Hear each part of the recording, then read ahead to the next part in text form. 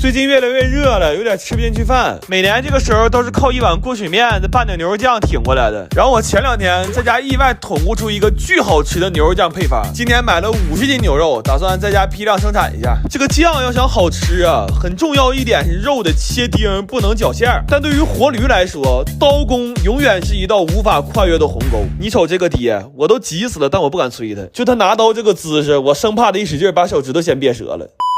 完切肉没意思呀，就开直播来着。我爸那天也看了，但咱不知道他咋看的，迷迷糊糊的就以为我们在家串串呢，拉着我妈、我姑、我姑父就过来了。到这发现不是串，但羊入了虎口，我不可能让他们走。这盛世如我所愿呢，全家都让我摁着了，扒蒜的、扒花生的、切肉的，真是老话说得好，在家靠父母，出门他还得靠父母。主要是上一次徒步搬家之后吧，我个人这一块确实没什么朋友了。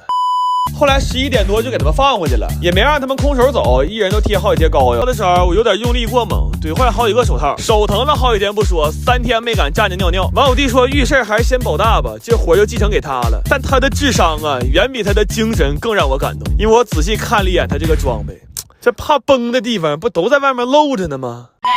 后来炒酱的时候都早上7点多了，我寻思1个小时就能炒完呢，结果炒了4个小时。我第一次用这么大锅炒菜，甚至还找着点食堂炒大锅饭的那个感觉。盛的时候我眼泪都要掉下来了，这30多个小时真不白干呢，空口吃都贼香。把家里所有罐都用上了，还有一大锅没盛呢。已经通知来求的人自己带盆了，完也告诉他们了，也备点信封啥的。因为这顿下来吃饭就剩我们哥俩了，这回还只是少俩人，没准下一顿就直接多2桌了。我就说那意思。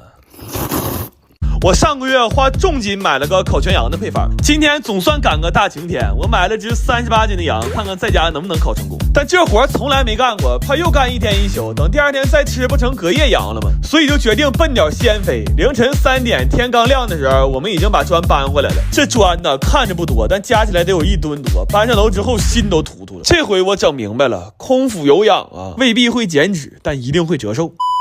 后来搭槽这个过程证明了一个事儿，就我们几个这个智力啊，那只能说有但不多。3点就给砖搬回来了，没想到13点的时候还他妈搁这研究砖呢。得亏我哥来的早啊，他来之后20分钟就给解决了，他算是给这全羊保住了。他要是不来，我们下午可能就改成磨刀剔骨串羊肉串了。然后晚上吃饭回来好多人嘛，我们搬出了待客的最高礼仪，就是石磨豆浆。过程就不细学了，那天看着小胖惊喜4连直播的算是掏上了。后来手机热的都需要保护了，我们还在那拉磨呢。事实证明，人类站在食物链顶端是有原因。就这天换头驴来估计都得累吐了，但我们却奇迹般的挺住了。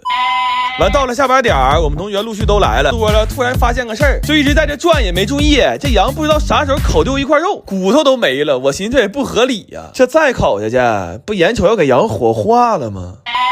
完这羊让我们烤的也没啥卖相，就干脆把料全撒上了，看着不好看，但吃起来贼香。然后今天最大的惊喜就是我把后院收拾出来了。我租这个房子的时候就是为了这一个呀，这个氛围感太好了。但今天这个生物钟也是大爆炸呀，原来都是1天1宿，今天是1天1宿1天，还不一定喝到几点。本来寻思今天吃饭早能调到作息，这还调个嘚了，一起摆烂吧。夏天到了，又可以放肆的吃小龙虾了。但每年吃的小龙虾口味都差不多，今年想研究个新吃法。今天趁便宜买了60斤，想看看取肉汆丸子能不能好吃。但是过程实在是太不顺利了。刚要接水刷虾的时候，我弟一不小心把盆踢倒了，我当时都懵了。我从来也没想过买好的虾居然要重新在家抓一遍，抓了2个小时，我寻终于能消停干活了。结果又有新的意外发生了。刷虾的时候，我那个水管就没拿住，碰巧呲了他们一下。谁寻这一下给大伙呲燃了，虾都不刷了，变成水上乐园了。等几个老嫂子洗完澡再出来的时候，就变成这个造型了。那天换号播，就是因为这会儿他们被认定为擦边女主播。后来给小龙虾取肉可挺费劲，虾尾就没啥说的，就纯力气活硬掰。虾钳是最纠结的，就明知道它没肉，但是不舍得扔，只能一点一点抠。问题一个钳子就只能取出这么点肉了，这些我一共扒了1个多小时，取的肉都不到1个碗底儿。后来我就琢磨，这小龙虾得亏是近代被发现的了，这要是早几百年发现它能吃啊，那虾钳肉势必又是一道流传千百年的老佛爷名菜。后来有点饿了，就做了个小龙虾酱拌面。拌饭有点劲儿了，就直接给它都扒完了。55斤的小龙虾，一共就取出5斤5的肉。这丸子现在呀，全看怎么说呀。要说它是20块钱1斤小龙虾做的，听着有点一般；但要说它是200块钱1斤的虾仁做的，感觉肯定特别好吃。